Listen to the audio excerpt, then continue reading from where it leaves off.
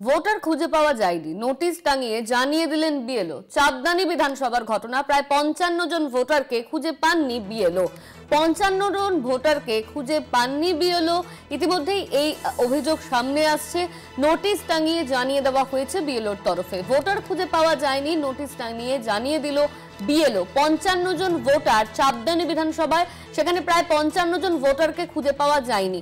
এই নিয়ে আমরা কথা বলবো। আমাদের সঙ্গে ফোন লাইনে রয়েছেন আমাদের প্রতিনিধি সুমন। সুমন, চাঁদদানি বিধানসভায় প্রায় 55 জন ভোটারকে খুঁজে পাওয়া যায়নি, এমনই অভিযোগ করা হচ্ছে বিএলওর তরফে।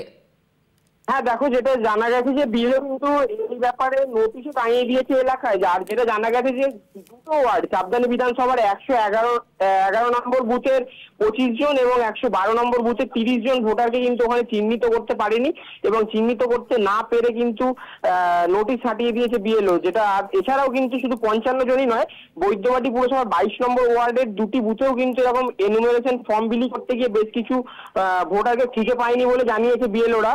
আর 3বার তোমার যে এলাকায় গিয়েও তাদের না পেয়ে কিন্তু নোটিশ টাঙিয়ে দিয়েছে।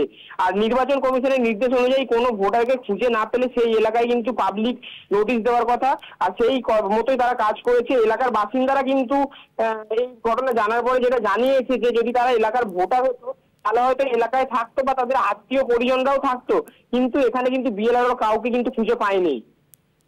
ধন্যবাদ তোমায়। আমাদের সঙ্গে ফোন লাইনে ছিলেন আমাদের প্রতিনিধি সুমন করাতি।